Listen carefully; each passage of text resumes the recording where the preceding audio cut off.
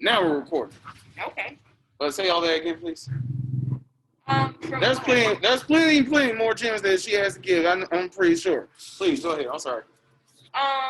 So wait, are we starting over again? Or? No. Okay, it's just now recording. Yeah. I think that to make real systemic structural change, that's something that we really need to build the people power to be able to do at the state and federal level.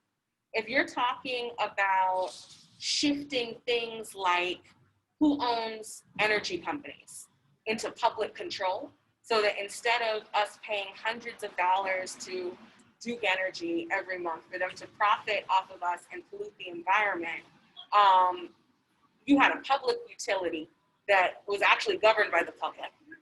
And that, as the public, you get to set the rates on what you're paying.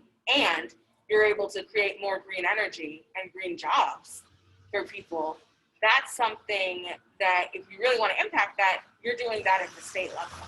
Because right now in North Carolina, even if you wanted to set up your own energy company and whatnot, you can't. The state has made it so that Duke Energy, except for the areas where you have electric utility co-ops in rural areas, they pretty much have a monopoly. The state wrote them a blank check with your money. But changing that so that you can actually not be barreling towards climate disaster, and also making it so that utilities aren't a burden on poor and working households. To be able to do that really effectively, you've got to change things at the state level. But while there is major money from businesses, from Fortune 500 companies, from Wall Street, in the pockets of the governing politicians, Republican or Democrat, they're not going to change anything. They're going to implement policies that will make everybody who is part of the 1% comfortable. Correct? Well, that's what we're trying to change with Guilford for All and with our state group, the Carolina Federation. The idea that we have is that when we go and elect people, we're not interested in electing saviors. We don't really believe in saviors politically. No. We don't think that people who you endorse or who you develop to run for office want to do good things, that are going to help poor and working people, that are going to help Black people and immigrants. We don't see these folks as saviors. We want to see people as collaborators. We want to build a base of thousands of people who are able to put together a people's agenda that we can use to drive our politics. And when people get into elected office, they're pretty much responsible for moving forward that people's agenda and governing with our values. And if they can't do that, then, of course, for small things, you'll correct them. You want to look at the context. You don't want to throw the baby out with the bathwater. But ultimately, we see political office as something that's there to take care of people. And it's a tool. It's not a love letter that you give to somebody just because they're nice or you think they deserve it. I love the way you just said that, because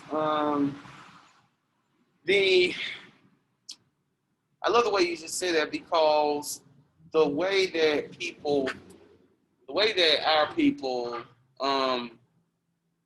and no disrespect, but the way that we are so obsessed with old Big Ear Berry. Oh shoot, let me be respectful.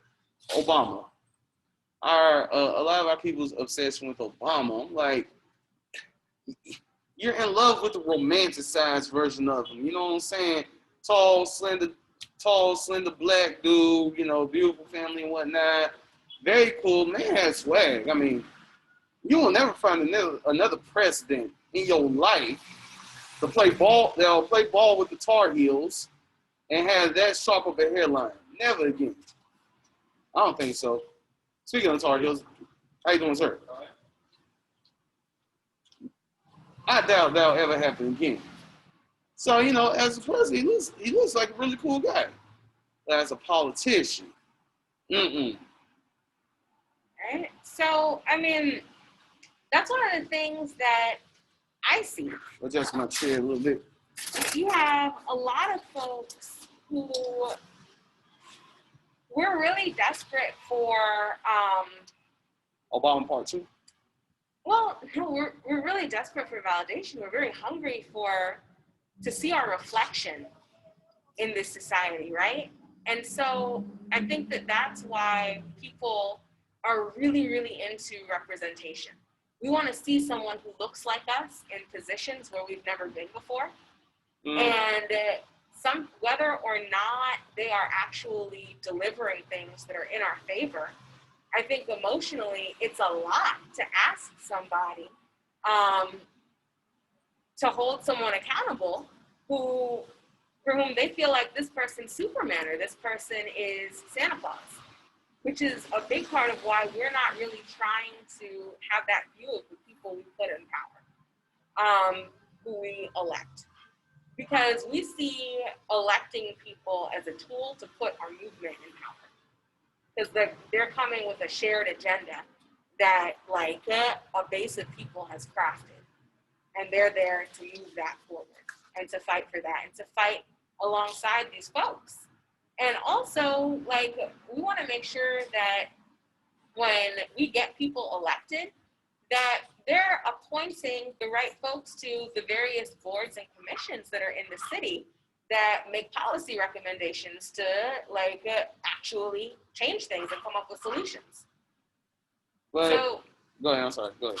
Oh yeah, go ahead. So it's just not that they're there governing by themselves and it's this person's good or this person's bad. It's you are there to do a job for the movement. This is your seat on the bus right now, but all the people in the bus matter. And yeah, exactly. And if black people want to rush to the polls to vote for Obama, I probably wouldn't even touch that White House. Yeah. Almost every single group, here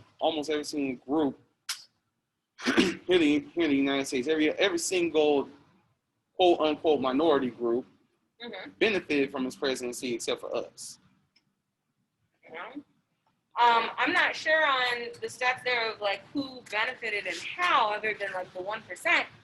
But although I would say that you got to be nuanced about it. The Affordable Care Act is missing a lot of things, and it's certainly not universal health care.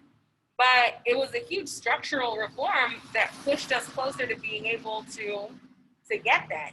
And just materially, there are a lot of people who are now able to access medical care that weren't before.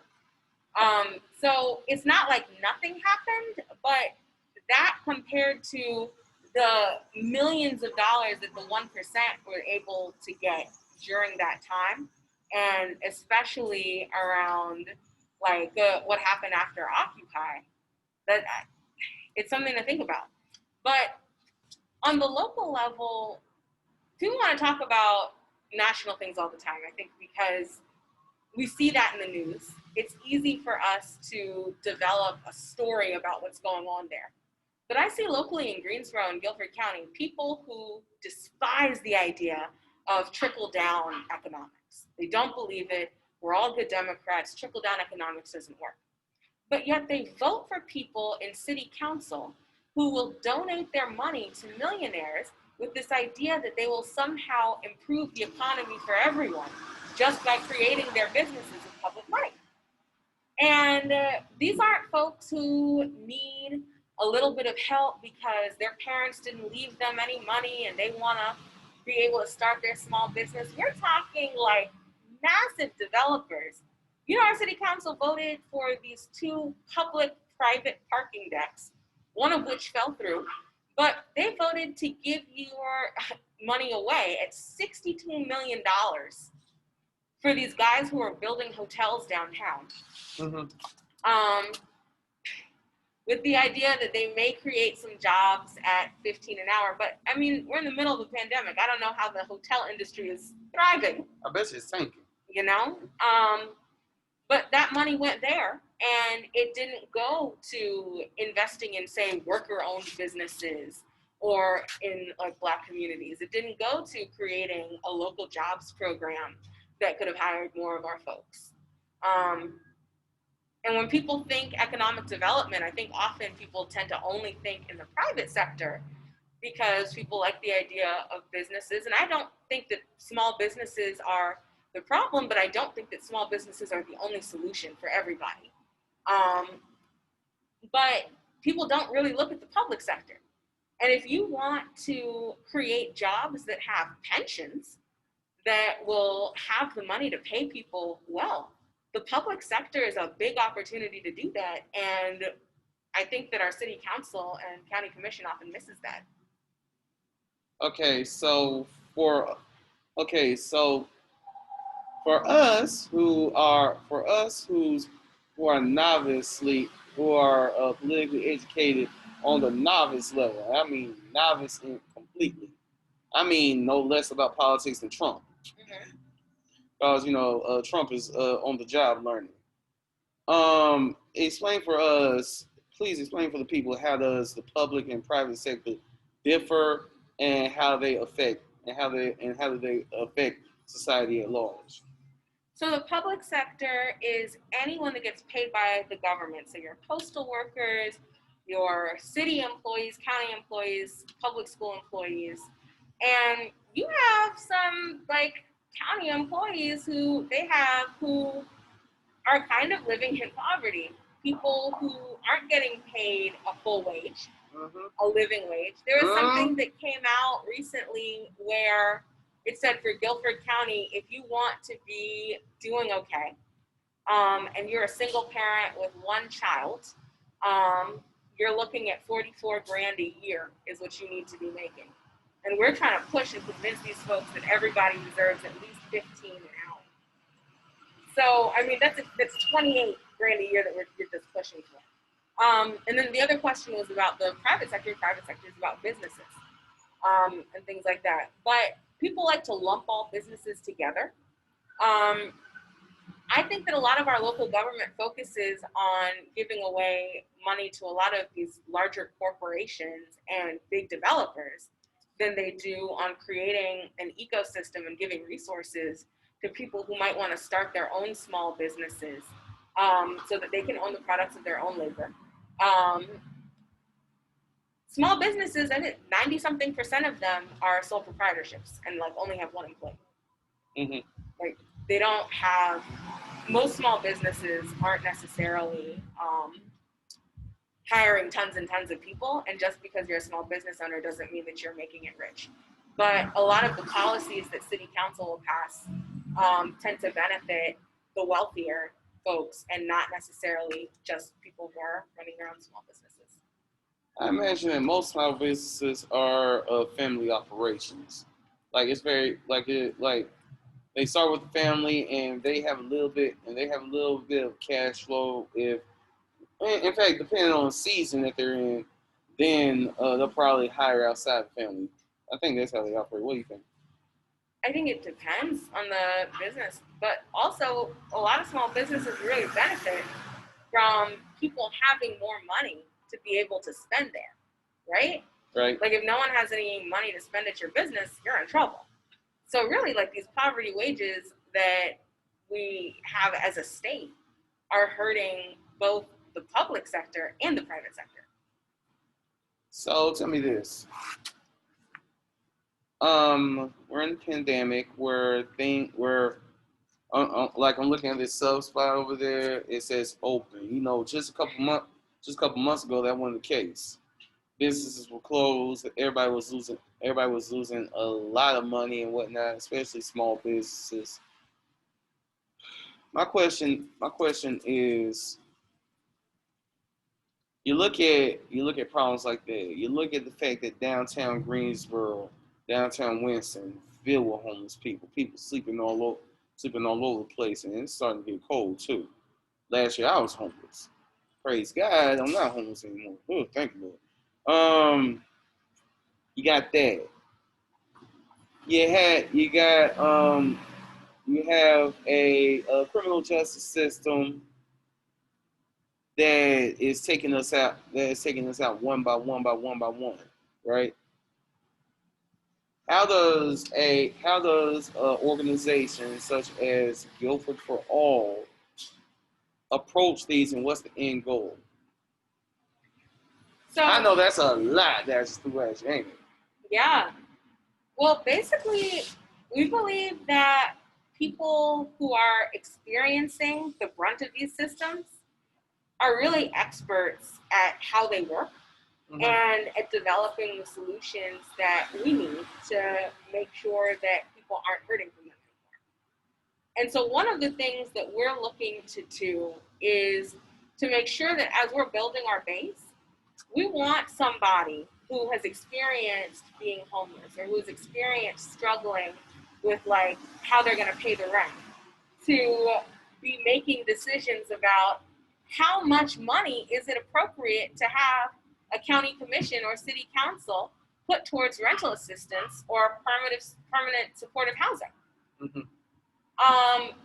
We want people who are actually impacted by that to make decisions about, well, is a good affordable housing plan one that makes housing truly affordable for what people are actually making, or that just happens to put stuff below market rate, which can really mean that it's still very unaffordable for you. But ultimately, we want to bring folks in who are experiencing those things because you're the expert. If you're someone who has done time, come out, and had to navigate trying to figure out how to get a job, you're really the expert at trying to figure out what support should our city and county be providing people who are returning from prison to be able to prevent people from going back.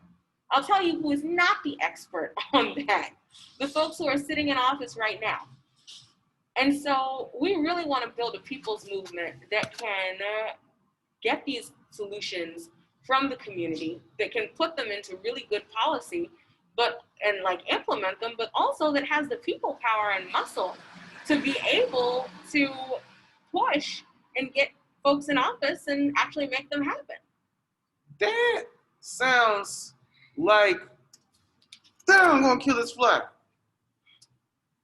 No. Sorry.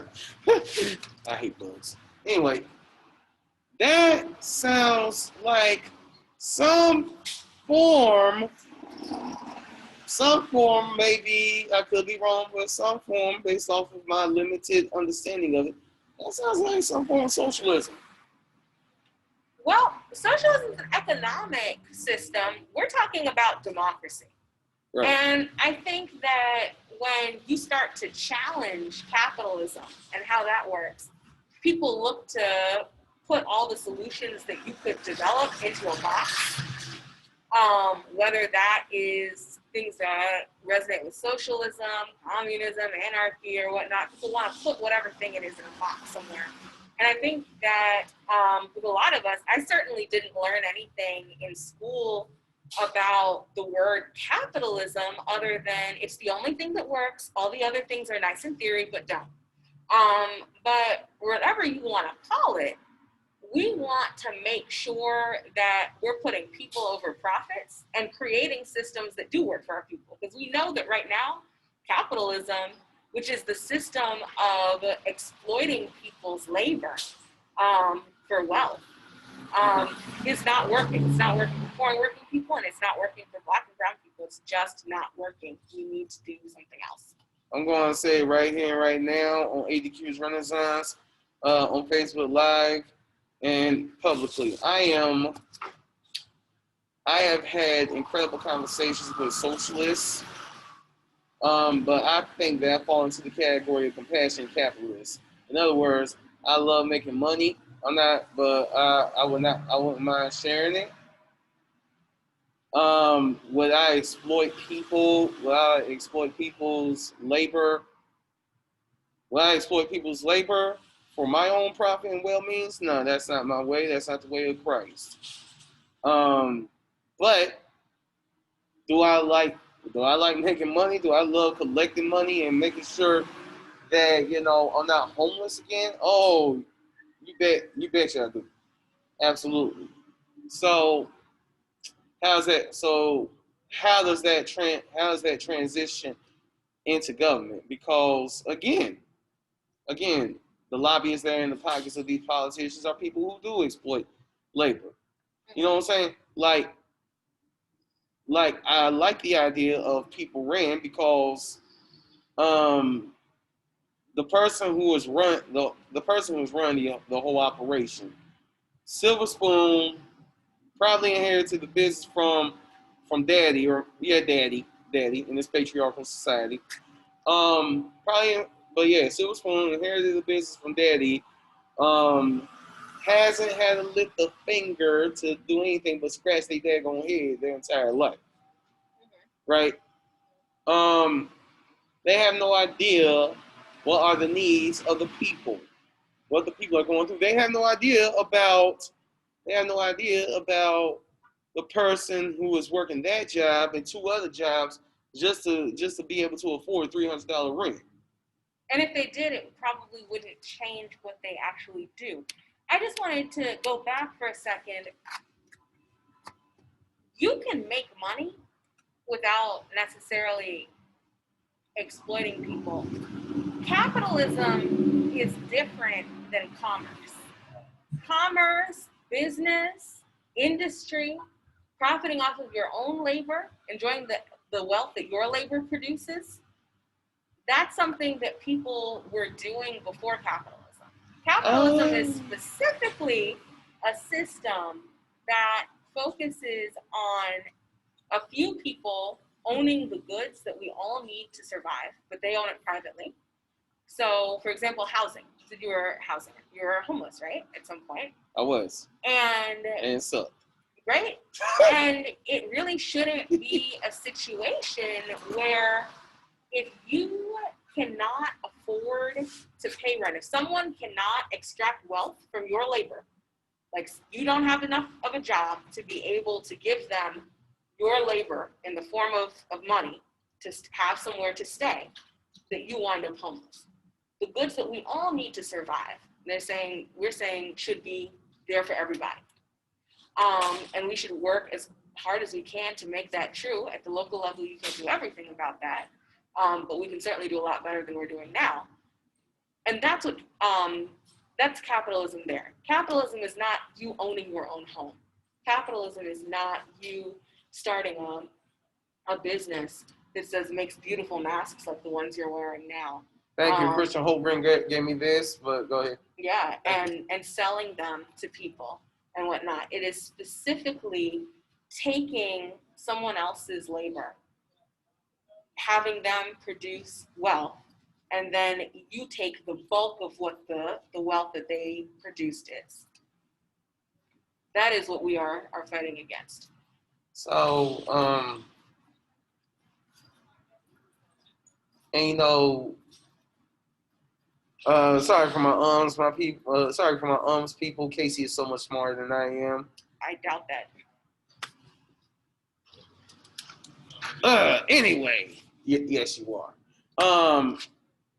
It's for that reason right there. It's for that reason right there why I was on par with Fahim's CPS model. Why I wanted to see him become county commissioner, because number one, let's not get it twisted. I supported the brother, but me and him disagree on a lot of things, right?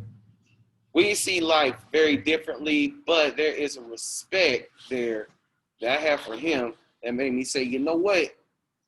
That CPS model makes a lot of sense. What resonated with you about it? We're talking about a certain number of hours.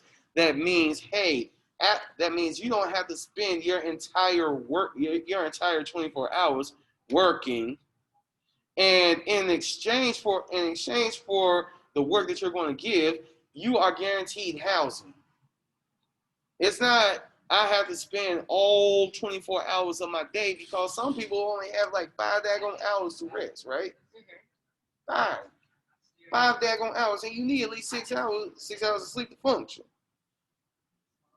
According to this model, basic needs are provided. If you want a couple of luxuries and stuff, that's on you. But your basic needs, your housing, Your food, your clothing, all that is provided in exchange for labor. As much as the libertarian in me, I'm not libertarian, but I have some libertarian principles a little bit. As much as the libertarian in me wants as little government in my life as possible, I do look at the fact that, hey, these governmental officials are paid off of my money, off of my blood, off of my sweat. So if you got something for me, give me that. You know what I'm saying? Does that make sense? So it sounds like you really value making sure that everybody can access the things that we need. Yes, or else I would not be jumping, hurling, tripping over people, laying in Citizen Park when I'm running to the bus stop or when I'm out walking and stuff. Right. You know what I'm saying? I be seeing people laying up under Elon College, wrapped in a blanket, looking like how I would look how I look when I'm asleep, just knocked out and whatnot. I'm like, God bless them, help them, Lord, because you know what I'm saying. You know what I'm saying? It's like with the model like the CPS model, Fahim, you owe me because I'm pushing your model big time. With the model like that or something similar. If you are working for one of these companies whose hands are in the pockets of the government or who are lobbyists and whatnot, if you're working for these companies, your labor guarantees you housing and basic needs covered, and you don't even have to work for all the entire day. I forgot how. I think he said 14 hours a week. You can actually live life and exist life. Mental health issues may start to fall back. Forget them daggone pills. Drug company is crooked. Mental health issues may start to fall back because a lot of them are based off of traumatic. A lot of them occur because of, if not genetics, which all of us as a people, we suffer from PTSD left over from slavery. But dang, I was on the roll. Something about having like leisure time, right? Leisure time to just sit back and enjoy life. You know, I'm gonna tell you, I'm gonna bring you into the world of ADQ a little bit. I used to work for Walmart. I worked there for 6 years. By the time I got to my 6th year, at one point I was what they call coached, penalized for some BS, right?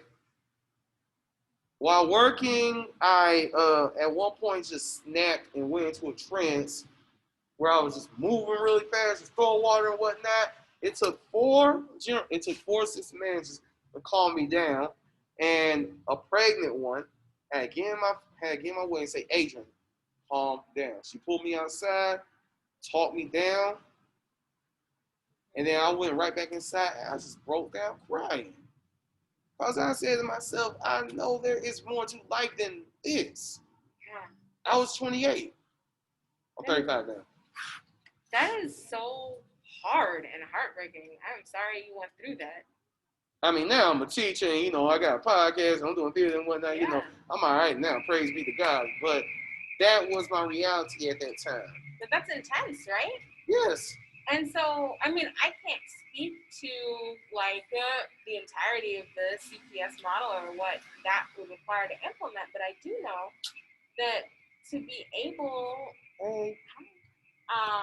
I do know that to be able to create an economy where more people can have the things we need without having to spend all day working very hard, right? Because, a lot of people make a lot of money, don't work particularly hard.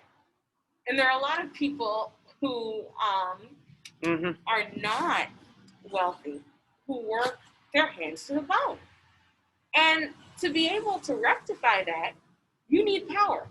So I think that there's often this question people have where folks are like, I don't know, I don't want to engage in politics.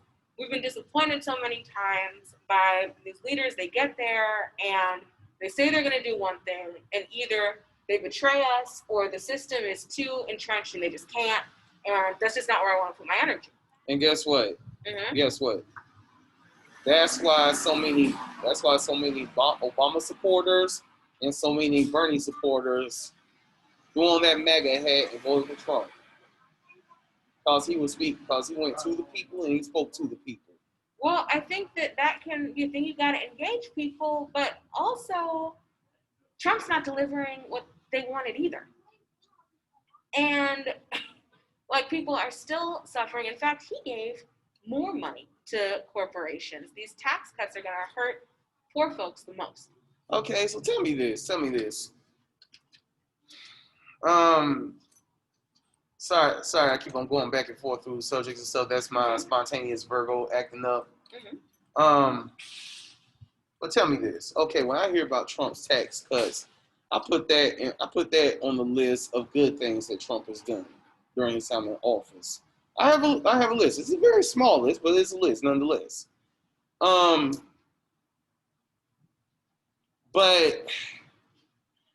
when I think about why do people trip out about these tax cuts so much, I'm starting to understand why. Okay, so this is civics. This is civics 101 here. Let me know when I'm wrong. I'm thinking that people are tripping out about the tax cuts because me as a taxpayer, I'm like, hey, Ray, I don't have to pay that many taxes. But if you're in the 1%, there is a certain amount of taxes that you are supposed to pay because of the per capita that you are worth in order to help life for the working people function in a certain way. Maybe. Okay, break it down.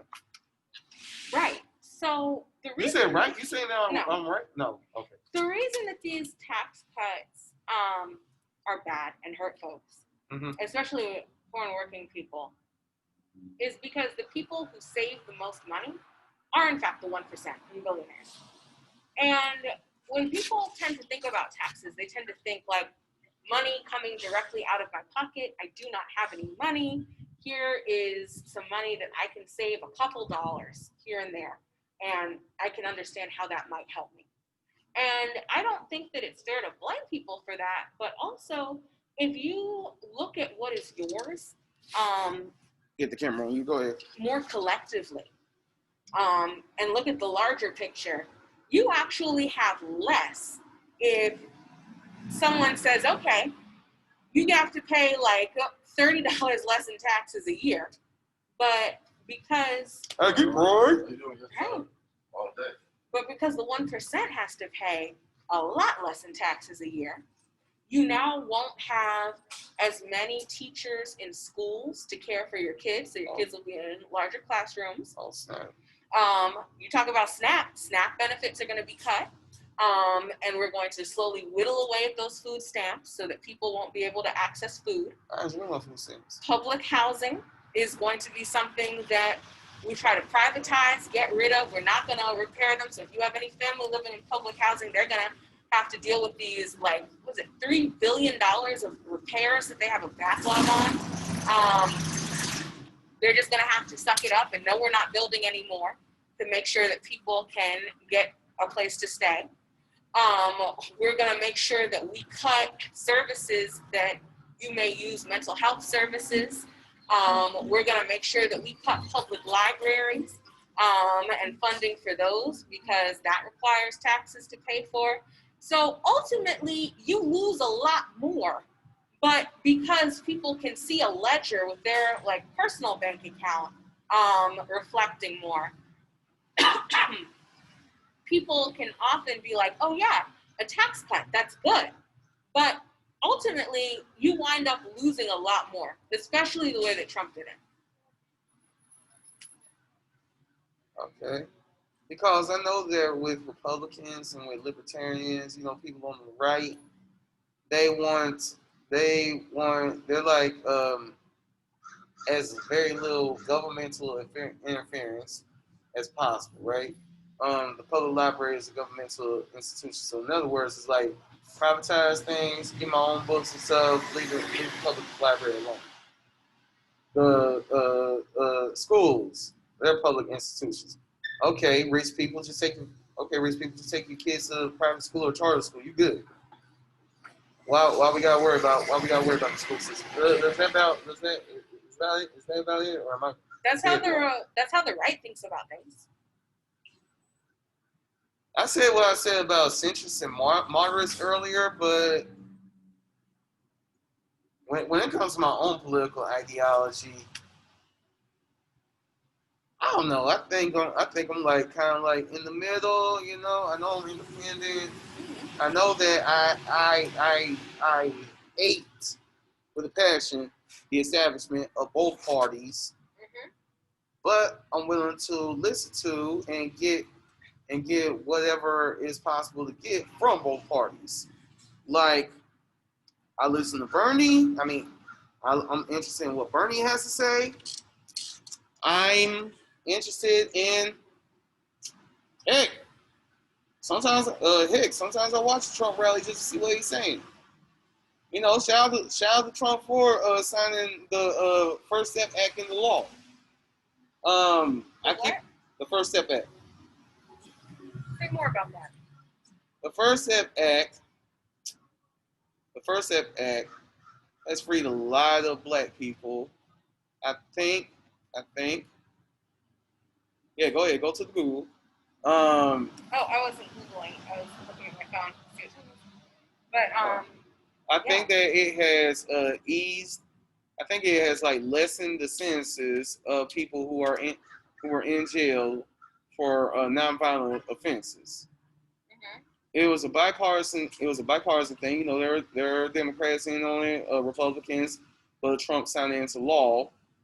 And I heard that I've been hearing that the Trump administration has funded several HBCUs. Yeah, but that's kind of chunk change in comparison to what's happening to the majority of black folks, right? Anything that is done for black people, I do not look at as chunk change. I don't care if it's so much as Trump giving a cheeseburger to a homeless black person. Anything that's done, I'm like, hey, because me, I don't hate Trump. I know there's a lot of people out there who do hate him. I don't hate Trump. I don't support him either. You're not gonna see me in no MAGA hat. But I guess just the Christian in me, you know, I refuse to, you know, hate anybody. Now, when someone says all lives matter, I've gotten to the point where I'm like, well, I can't say that I think all lives matter because, you know, I don't think that Klan lives matter. I don't think that Nazi lives matter. But you know what I'm saying? So I just look at people on a case by case basis and say who should and say who has done some good. You know what I'm saying? Is Trump like the most pro-black president ever? No. But the things that he is dismantling right. for us, like if he were to give someone a cheeseburger, you may not think that that's small, and I mean that's something that like someone may need. But if he's doing that while cutting funding for things that millions of black people depend on, then I think that you have to look at it not just with each individual act, but on balance. Is it hurting us more than it's helping? See, if Trump would have gave me a cheeseburger, I would look at him funny because I'm a vegetarian. But if he would have gave me food when I was homeless, I would have been very grateful to him. You know, I wouldn't have been like, hey, thanks, but forget you for what you're doing to millions and millions of other black people. Yeah. I'm going to be like, thank you for how you helped me. I think that that's something that's very real, and that like one of the things that we're trying to do with building a people's machine with Guilford for All is trying to like meet people where they are and engage with the fact that people do have needs and things like that. And that we can't necessarily meet everybody's individual need and like solve everyone's problem or provide material aid to everybody. But one thing that we can do is we can organize to take power over the collective resources that we all own so that we can use those resources to fill the needs that we have. Mm-hmm. I remember someone had talked to me about a bank robber once, and someone asked him, "Why do you rob banks?" And he said, "Well, because that's where the money is." And when I look at like, why do you want to organize around local government and state government? Why do you want to build people power? That's where the money is. The corporations know it. That's why they have built such a stronghold on our government at the local level, at the state level, at the national level. And so to build people power, if you want to get at those resources to be able to use for us so that we're not dependent on the charity of somebody who may be hurting us in many other ways, but in that moment we need them. If we want to build that kind of power so that we're not in that position, we've got to build governing power. It's the only way. Okay, so let's talk about Black Lives Matter. Mm-hmm. Let's talk Black Lives Matter. I had a talk with a brother from Africa, because I'm Pan-African. My political and my economic leanings are black first. I believe as Christian as I am, I'm black first. Because God made me black. I made myself a Christian. I can stop being Christian tomorrow. I'll be black until the day I die. So I'm black first. RBG 100%. However, so when I hear the phrase Black Lives Matter, I'm like, yeah, absolutely. If somebody was to look at me and say, so do you think that Black Lives Matter? I was just looking at it like this. I'm black, obviously. I think my life matters. But am I with the movement? Am I with the group? No, I'm not. I'm not, because I only hear Black Lives Matter, and this, my people, is where I'm probably gonna be called a bigot, anti-black, and whatever. But I'm just saying what's on my mind. I only hear about Black Lives Matter when someone's got shot. You know what I'm saying? Now, obviously, I have a misunderstanding of Black Lives Matter. I've been hearing about how Black Lives Matter is being funded by the Democratic Party. That's news to me, and probably be news to the Movement for Black Lives. Movement for Black Lives? The organization that I think most people associate with the phrase Black Lives Matter. Okay. Well, those are just theories that I've heard from the right. I bet you that's probably why a lot of people on the left don't listen to people on the right, because a whole bunch of theories that go around on both sides. Anywho, I feel like that my masculine energy is a conflict to the movement and whatnot, and what they all stand for. How so? One thing, it was founded by like 3 queer women, right?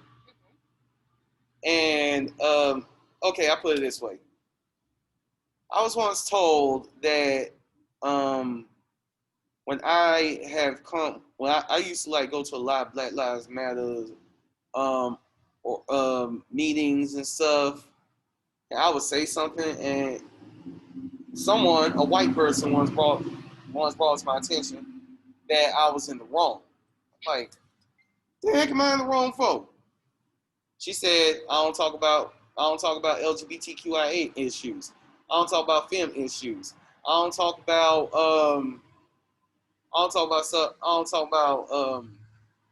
stuff that go.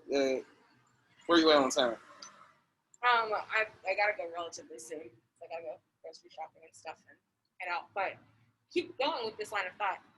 Give about 10 more minutes. All right. Like I said, I don't talk about stuff like that.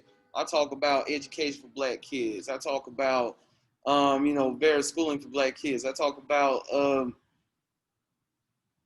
stuff like that. You know what I'm saying? And I don't talk about them things because I believe in talk about stuff that directly affect me. You know what I'm saying? I'm not looking at everybody out there. I'm looking at me and my community, right? So, what is your take on that? Well, I wasn't there, so I'm not sure what interaction specifically you had or what the issue the person had was with you or how that went down. Um, but I will say that I don't necessarily see, I haven't experienced that men or people who are masculine can't participate in Black Lives Matter. In fact, there are actually a lot of men and masculine leaders in Black Lives Matter, Mm-hmm. and also who are locally organizing outside of the organization, um, locally anyway. I will say that when we say Black Lives Matter, it means all Black Lives Matter. And that means definitely women, queer people, femmes, all of that. That's very important.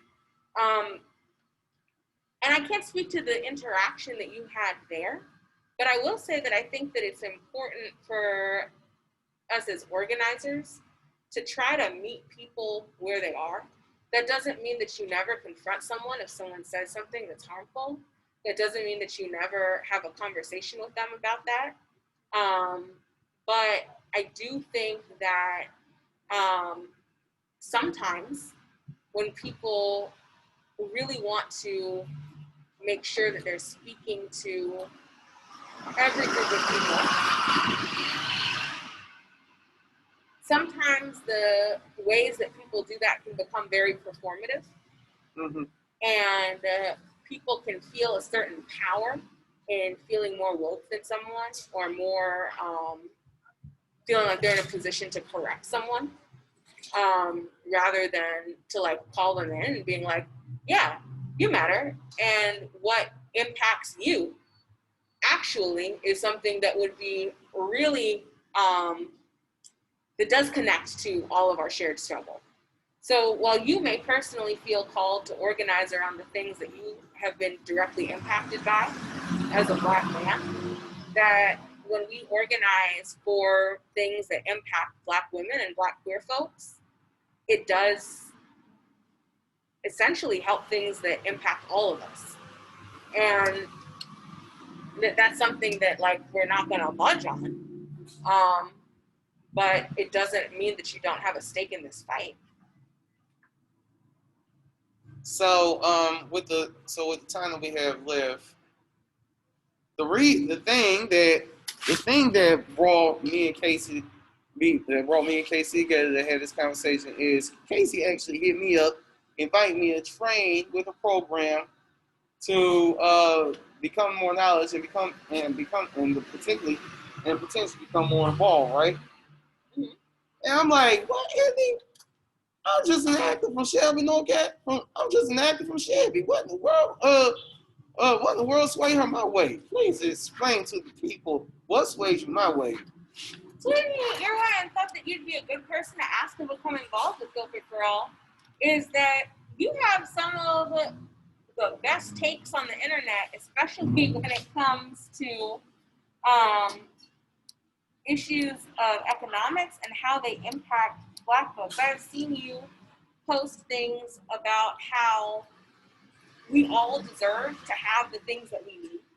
I'm not necessarily quoting verbatim, but like what I got from the things that you would put online are that you understand that class and race are systems that work together to screw us all.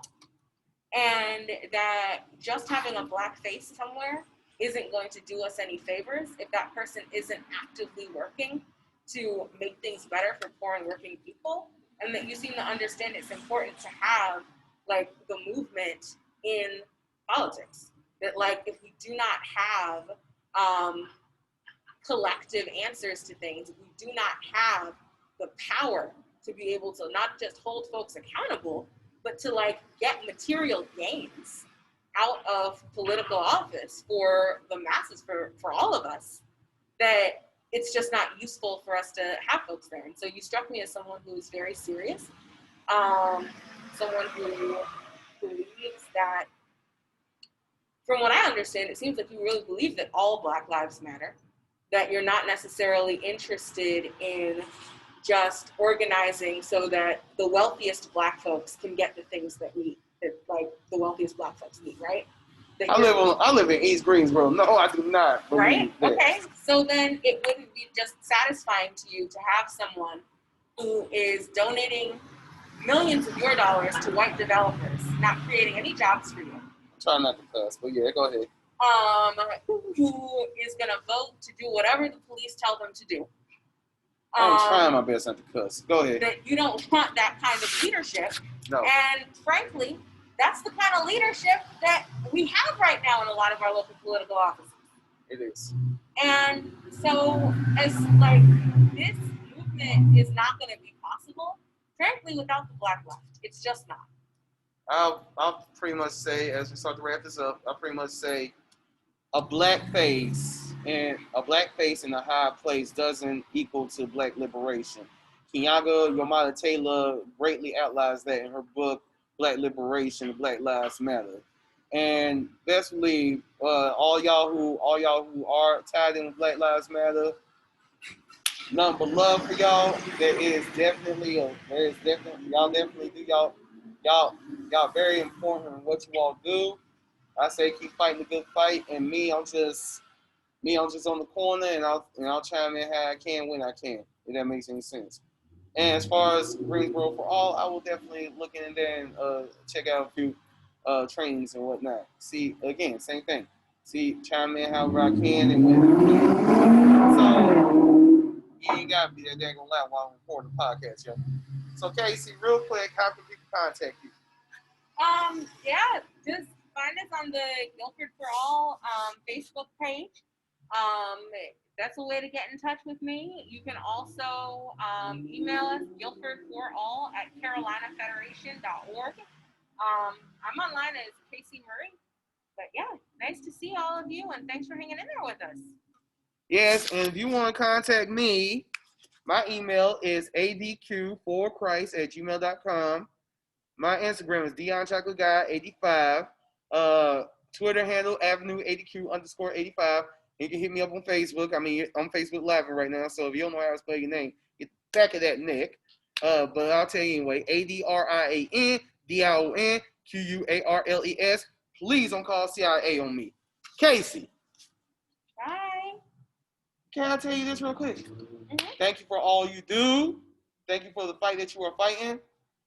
We need more like you because dang, I forgot the reverend who said this. Bevel.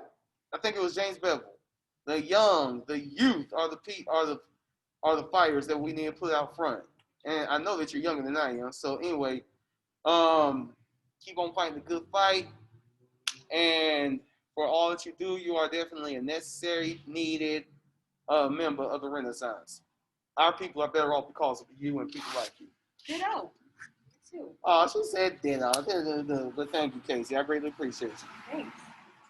All right, this has been ADQ's Renaissance. I'm ADQ, and yo, guess what?